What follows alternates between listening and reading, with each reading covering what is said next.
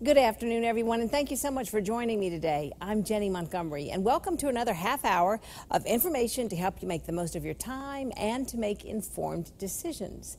September is Ovarian Cancer Awareness Month. We'll hear about research going on right now at the Medical College of Georgia at Augusta University, and a patient will share her experience. But first, are you confident when it comes to car shopping and buying? I'm not. I don't even like to take my car for an oil change by myself because whatever the advertised price is somehow ends up being like 10 times that much. And then there's the risk of buying a lemon. I'm going to make my way to the other set now, so let me ask you, does this sound familiar? Another person claiming they bought a lemon from Autoplex. Georgia doesn't have a lemon law for used cars, meaning you buy the car as is, and as soon as you drive it off the lot, the problems are yours. Autoplex recommends that all its customers purchase an aftermarket warranty. The website, Edmunds.com, has some great tips on whether you should do that. And another place you can turn for information for this same kind of thing is the Better Business Bureau. With me today is Kelvin Collins, who is the CEO. Kelvin, thank you so much. Thank you. Burn up the highway miles around Georgia and part of Alabama too, right? Yeah, we serve from Auburn to Aiken. So Auburn to Aiken, that's right. Three states, 77 counties. Wow. And Georgia, we're talking about the lemon law, doesn't have a lemon law for used cars. Right. The lemon law applies to new automobiles, and a lot of consumers are confused when it comes to buying a used automobile and, you know, is it covered under the lemon law? Yeah. The answer is no. Once you buy a used car, if the motor blows up as you're driving off the lot, that is your automobile and it's your problem. And what we try to get consumers to do is make sure that you put some homework into choosing that car before you ever purchase it. The best thing you can do is take the used car to a mechanic of your choosing.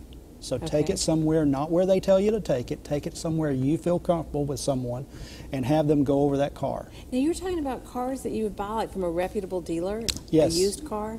A lot of times the cars that you buy from reputable dealers, they may or may not know all of the history. They bought the car at auction a few weeks ago and cleaned it up and they're ready to sell it.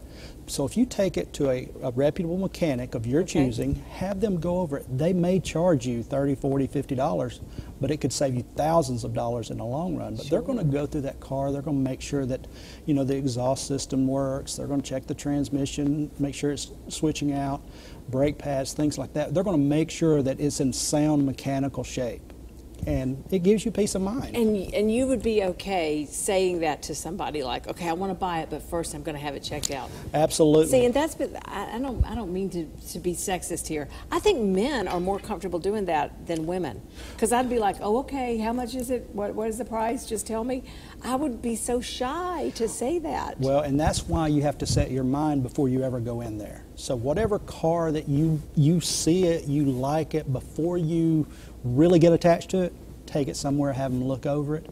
Know ahead of time where you're going to take it.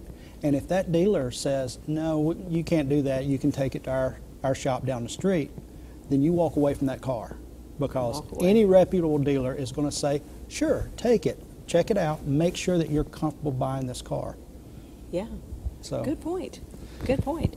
Any other car buying tips you want to share with us today? Well, when it comes to buying a car, you can always do the Carfax and look at the history. The thing you have to remember is that's not foolproof. You know, sometimes it takes a while for things to get added in.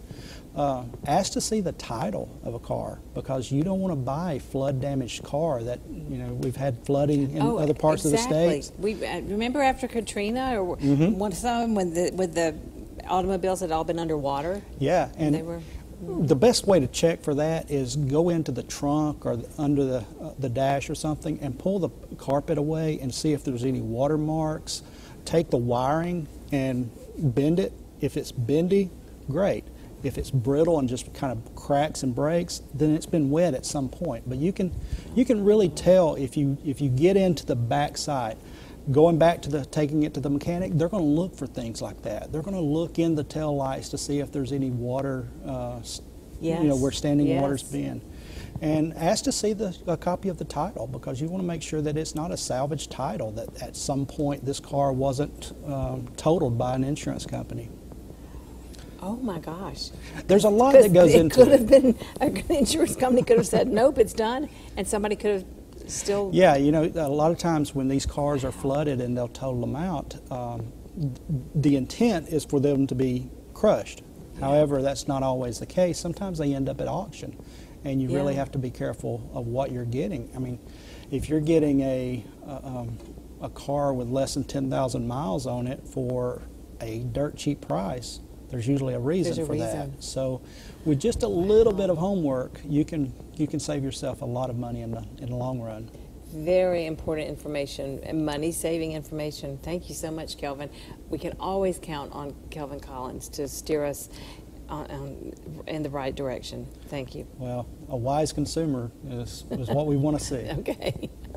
Still ahead on Jennie, how doctors at the Medical College of Georgia and Augusta Health are working to bring clinical trials for gynecologic cancers to our community. Dr. Sharad Gamandi joins me next.